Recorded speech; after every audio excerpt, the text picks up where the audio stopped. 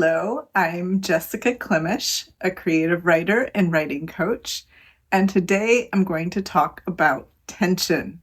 We all have it. Sometimes our writing doesn't. Whatever you're writing, tension is important because that is what keeps the reader reading. You can think of it in different ways. You can think of it kind of like suspense. It's not necessarily suspense, but it's whatever is propelling the reader forward, whatever is propelling the story forward, making the reader say, I want to know more, or what's going to happen. And it's why first sentences are so important, because you want to get the reader's attention to engage them immediately. I recently came upon what kind of became my favorite first sentence of a story. I mean, at least in the recent past. The story is The Way My Mother, Who Refuses to Die, is Like a Ford Taurus. It's written by Danielle Barr and was published in OK Donkey in July 2025. So I'm just going to read the first sentence. My mother died of a massive stroke, but she swears she didn't. To me, that sentence has everything. There's immediate conflict simply from the contradiction that comes out of that first sentence. So to me, it's just a brilliant way to begin a story because of the immediate tension, because of that immediate contradiction. What some writers mistake for tension is conflict. So while conflict and tension are related, they're not synonymous necessarily. So you can have conflict without having tension, and you can have tension without there necessarily being conflict. And of course, when you have conflict without any tension, this is not really a good thing because the reader often knows that this is supposed to be something that's a conflict. They know what they're supposed to feel, but they don't necessarily feel it because they're not feeling the tension.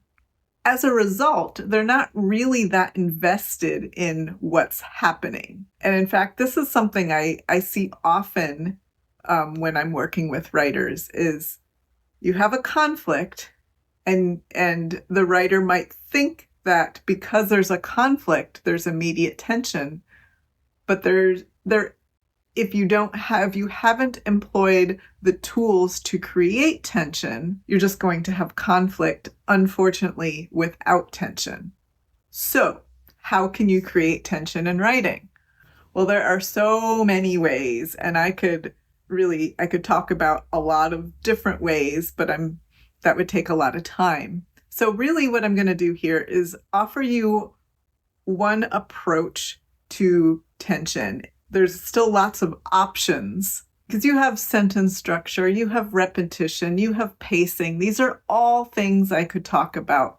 But really, I'm going to talk about one approach to creating tension.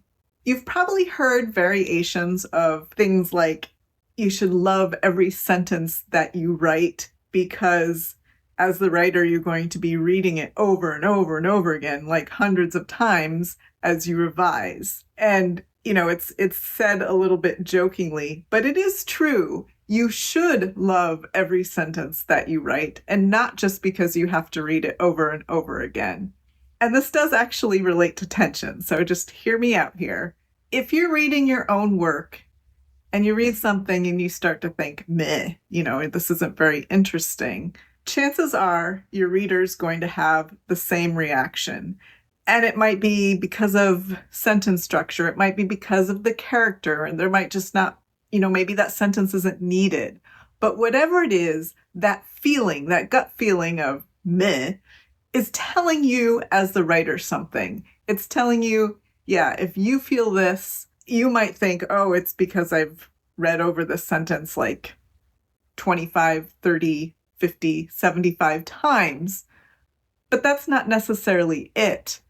It might actually be a boring sentence. It might not be very interesting. But this also could be telling you that there's not much tension happening. And this could be true not just for a sentence, it could be true for a whole scene. Like if you read through a scene and you think it's important for your story, but you don't feel really excited about it and you keep reading it and you're like, ugh. um, that's a sign that something is wrong. Because as I said, if you're not feeling excited about this scene, your reader probably is not either. And so I always tell writers to pay attention to those gut feelings, because if you're reading a lot, as serious writers should, and you're analyzing what you read, you're subconsciously thinking about craft. So whether you're consciously recognizing that something craft-wise is off, you don't necessarily need to have this as a conscious thought, because your subconscious is working. You've read all these things, you've analyzed all these stories, and so you know actually what needs to be happening, or that something isn't working right. So one of the easiest approaches, I think, to fixing this issue, whether it's a boring sentence or, if there's a lack of tension, is to drastically disrupt the flow in some way, to change up the pattern of whatever is happening in the story. It doesn't matter how weird or unrealistic or bizarre it is, that sometimes is what you need. It can get you out of a rut. It can create more engagement. It can create tension.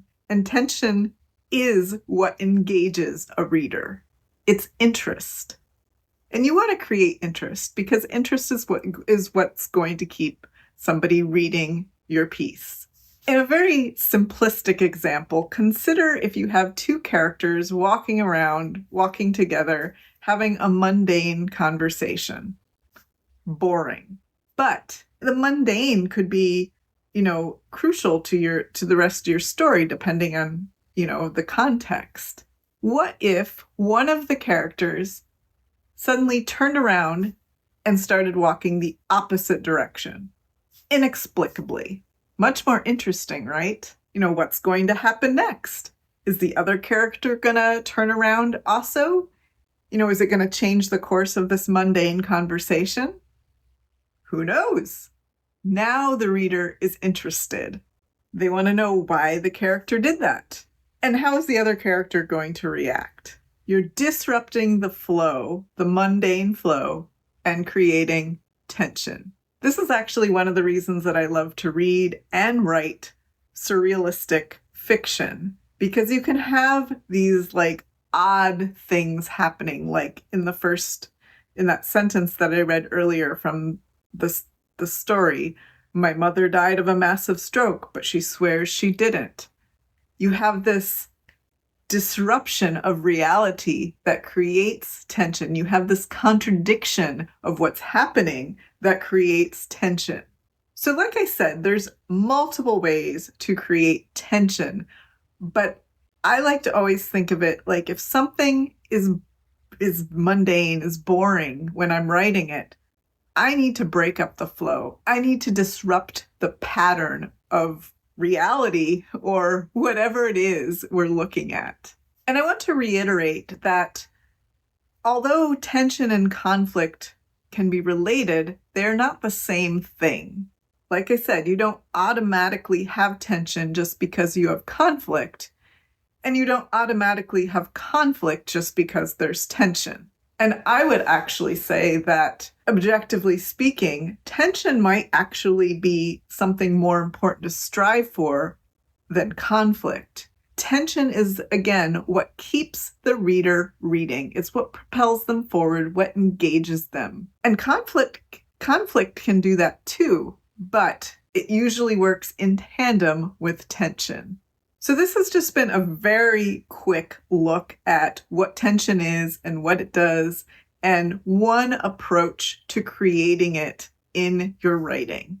This is by no means a comprehensive look at tension. The main point is to disrupt the flow in some way, break a pattern, create a contradiction, and that is what's going to start to add tension to your writing. Again, there's so many other elements that we could talk about here as far as pacing and fragments, whatever. But so you can use those all in tandem with this idea of breaking up the flow. But this is one approach. If something is dull when you're writing, think about how you can break the flow, how you can break the pattern, and create tension.